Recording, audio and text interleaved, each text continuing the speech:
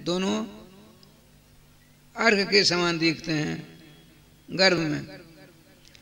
अब पांचवी रात में बुदबुदा के समान हो जाता है। 1 महीना में पिंडाकार हो जाता है। भागवत जी के 33 का तृतीय स्कंद के 33 का अध्याय में लिखा है, श्रीराधे 31 का अध्याय में। श्री जी कृपा से लिंग भेद त्रिविर्भेद, कन्या है कि पुत्र है, लड़की है कि लड़का है, इसका भेद तीसरे महीना में होता है।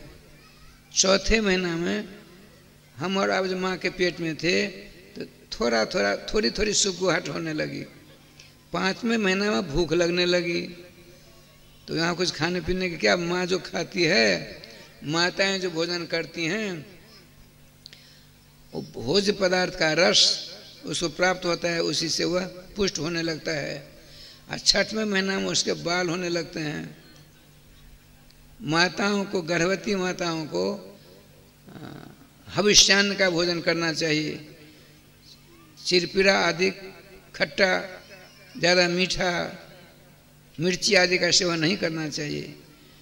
जितना सत्व गुणवर्धक आहार करेगी उतने ही भगवत भक्त, मातृ पितृभक्त, देशभक्त, परोपकारी, विद्वान बालक होगा। इसीलिए माताओं के ऊपर निर्भर होता है यह प्रश्न। माँ जैसा संतान चाहे, जैसी संतान चाहेगी वैसी संतान माँ अपने उदर से पेट कर श्रीराधे उत्पन्न कर सकती है। लेकिन दुर्भाग्य हमारा है, माताएं सब कुछ जानती हुई भी गड़बड़ कर डालती हैं। परिणाम क्या होता है, अच्छी तरह मरम्मत करता है वह लड़का समय आने पर। बच्चों का दोष नहीं है, माता पिता का दोष, ज्यादा माता का दोष इसमें है। इसलिए जो हो गया सो गया, आज भी चेत जाइए, अभी भी चेत जाइए। लड़के ऐसे सुंदर होंगे। अरे आप जैसी तो माता जी थी, श्री रघुनाथ जी, भरतलाल जी, श्री श्याम सुंदर, पितामह भीष्म, कर्ण, अर्जुन आदि आकाश से तो नहीं टपके थे।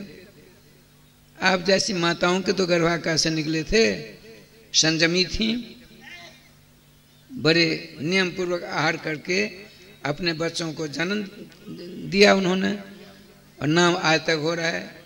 यदि आपने ऐसा किया तो आपका भी नाम उन्हीं माताओं की श्रेणी में हो जाएगा। श्री वृंदावन बिहारी लाल की जय। ठाकुर जी कृपा से देखिए क्या लीला होती है। 7वां महीना हुआ,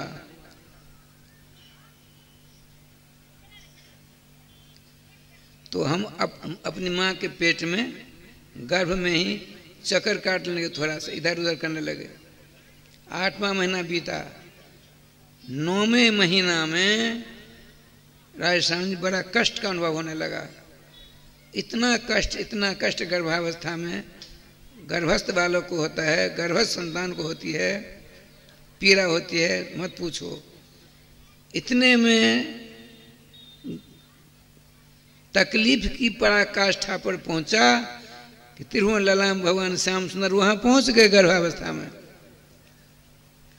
1 महीना तक हम और आप अपनी माँ के पेट में अपने परम प्रेमास्पद जगदाधार सर्वनियामक वैदिक प्रतिपाद्य श्री श्याम सुंदर के साथ बातचीत करते हैं।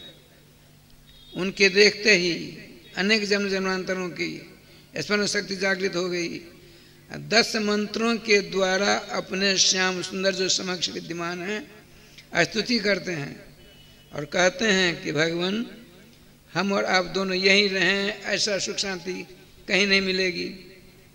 भगवान का यहाँ रह नहीं सकते, राधे राधे, यहाँ ज़्यादा दिन नहीं रह सकते। तब क्या कहते हैं सो सुन लीजिए।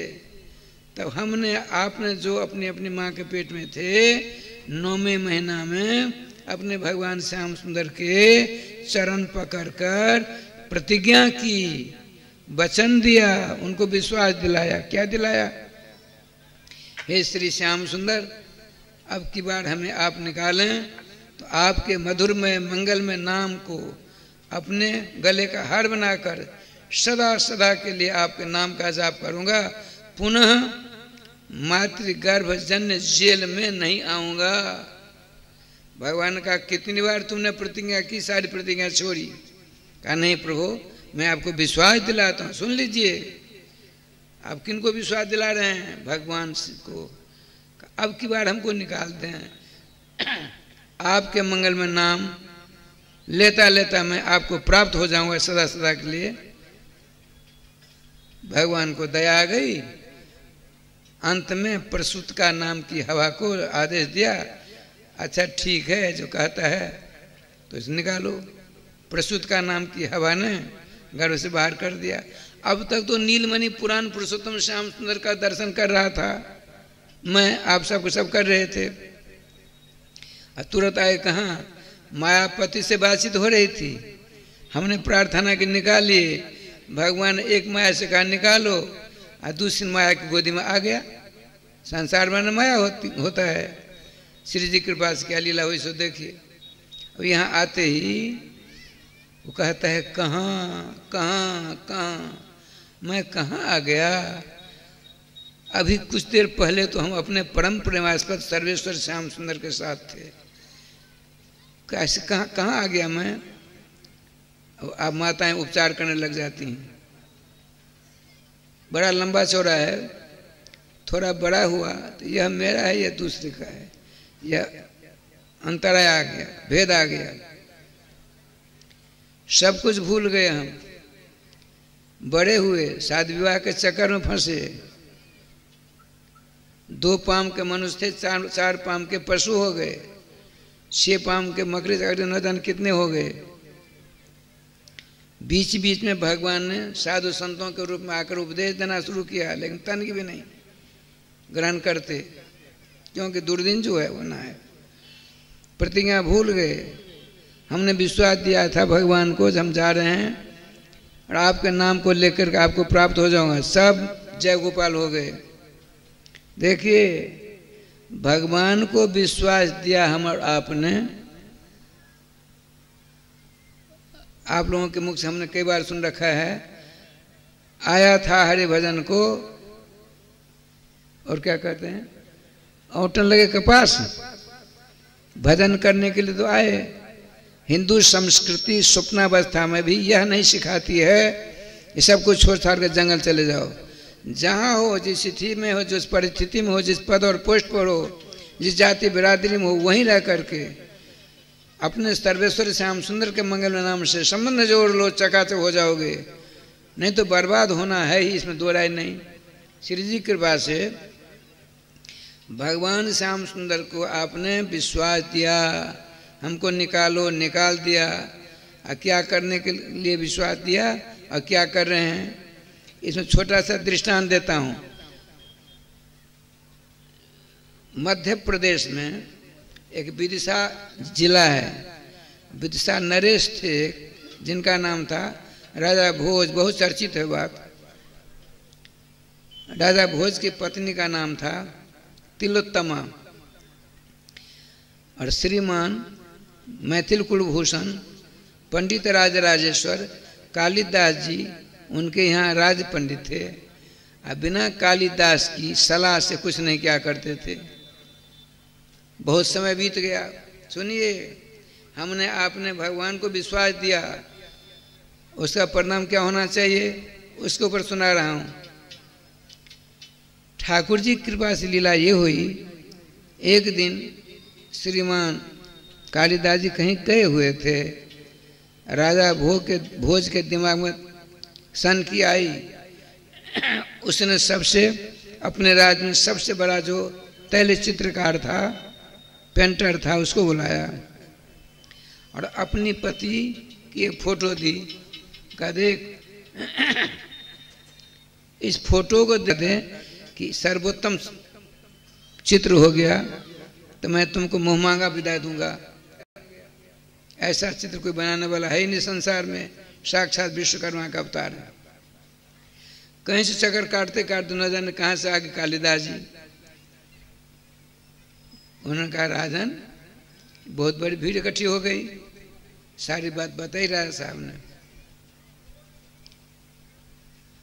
आप बताइए फोटो कैसी है? तो कालिदास जिनका फोटो तो बिल्कुल अधूरी है, इस फोटो की 1 नया पैसा कीमत नहीं। कलाकार बुद्धूचंद है, जिस कलाकार की प्रशंसा सारी प्रजा ने की, उसके लिए देखिए क्या क्या वाक्य प्रयोग किए जा रहे हैं। तो राजा भोज को आश्चर्य लगा, उसने कहा पंडित जी इस फोटो में क्या कम है यह तो बताइए। तो राजन, इस फोटो जिसकी फोटो है उसकी बाईं जंघा पर गुप्तेंद्रिय के पास में बहुत बड़ा तिलवा होना चाहिए, सो इसमें नहीं है। तो फोटो अधूरी है कि नहीं? बिल्कुल अक्षर से सत्य कहा। लेकिन सरस्वती के वरद पुत्र थे कालिदास जी। राजा भोज के मन में शंका बैठ गई, जिसका ज्ञान जिसका अता पता मुझको नहीं, मैं उसका पति, इसको कैसे मालूम पड़ गया? यथावता सिद्ध होता है कि मेरी पत्नी के साथ इसका गलत संबंध है। देखिए बिना सोचे समझे कालिदास जी को देश निकाला की सजा दे दी, मेरे राज से बाहर चले जाओ। तो लो राजन चला, राधे राधे। स्वदेशे पूज्यते राजा, विद्वान सर्वत्र पूज्यते। राजा की प्रतिष्ठा अपने राज्य में जितनी होती है दूसरी जगह से नहीं होती। अब विद्वान की प्रतिष्ठा वो आश्रित हिमालय सब जगह चकाचक, माता सरस्वती के भरत पुत्र होने के नाते। अब देखिए क्या लीला हुई। राजा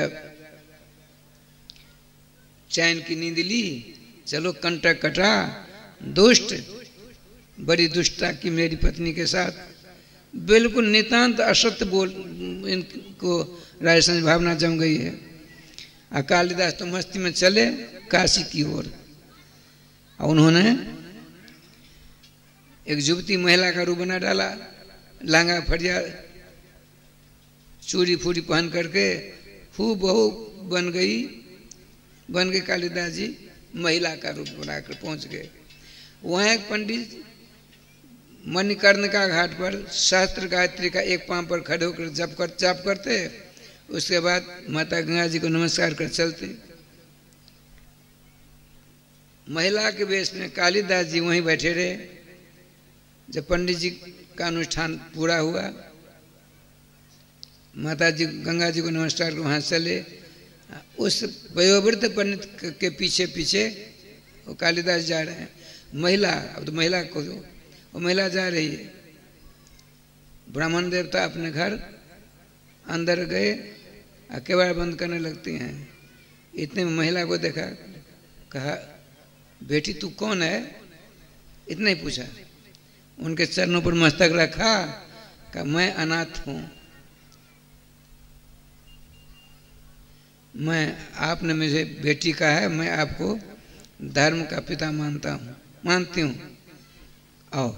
ब्राह्मणी को बोला, ब्राह्मणी देखो विश्वनाथ बाबा ने तुमको कितनी बड़ी बेटी भेज दिया, लो।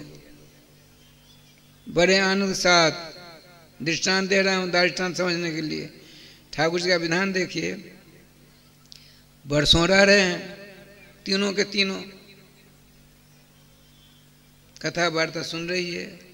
वो महिला, वो तो परम निष्णात थे विद्या में, फिर भी राधे राधे करते हैं। इधर आइए। 15 मिनट के बाद इधर क्या लीला हुई?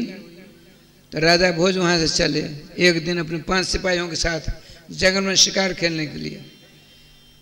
रास्ता भटक गए, 5 सिपाही न जाने कहाँ चले गए। राजा भोज अकेले घोड़ा पर बैठकर जा रहे हैं। सूर्यास्त हो गया, अंधेरी रात हो गई, घनघोर जंगल में चले गए। हाथ हाथ नहीं दिखता। पीपल के पेड़ के नीचे घोड़ा से नीचे उतर खड़े हैं। इतने में मनुष्य की गंध बाघ को लगी। बाघ आया, इतने में चांदनी छिटक गई। बाघ के आने की आहट सुनकर ये बिल्कुल राजा समझ घबराए, घोड़ा को ही छोड़ दिया और छलांग लगाकर ऊपर चले गए।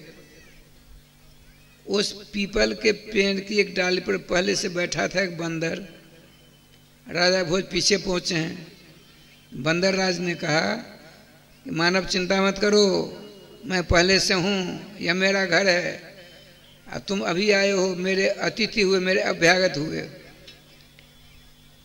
दोनों में राय से बातचीत होने लगी, मित्रता हो गई। सुन लिए राय श्याम जी, बाघ के डर के मारे राजा भोज ऊपर चल भोज गए ऊपर, तो बंदर और राजा भोज में मित्रता हो गई। और दोनों ने दोनों को विश्वास दिया कि जब तक मेरे शरीर में प्राण नहीं तब तक आपकी रक्षा करूंगा, मेरे शरीर में प्राण आपकी रक्षा करूंगा। पूर्ण विश्वास दोनों ने दोनों को दिया। अब लीला ये हुई, बंदर ने कहा राजन, सारा परिचय ले लिया, आप दिन भर के थके हो तो मैं नीचे हूं, आप ये मोटी डाली पर इसको लेट जाओ, थोड़ा लेट जाओ। पीपल की का पेड़ है, बहुत मोटी है डाली, लेट जाए, मैं आपकी रक्षा करता हूं, चिंता मत करना। राजा लेट गए, थके थे दिन भर के। इतने बाघ ने कहा, अरे बंदर, मानव का विश्वास मत कर। सुनते हैं, बाघ नीचे से कहता है बांदर को, बंदर सुन ले कान खोलकर, मानवों का विश्वास कतई मत करना, बड़े विश्वासघाती होते हैं। मैं भूख के मारे परेशान हूं, इसको धक्का मार नीचे उतर आएगा, नीचे गिर पड़ेगा, मैं खा करके चला जाऊंगा। बंदर ने कहा, असंभव, हमने इसको विश्वास दिया, इसने मुझको विश्वास दिया हुआ है, मैं ऐसा गलत काम कभी नहीं करूंगा। सुनते हैं, बंदर ने निरुत्तर कर दिया बाघ को। कुछ देर बाद राजा भोज को नींद टूटी। कहा, मित्रवर बंदर राज, अब आप सो जाएं,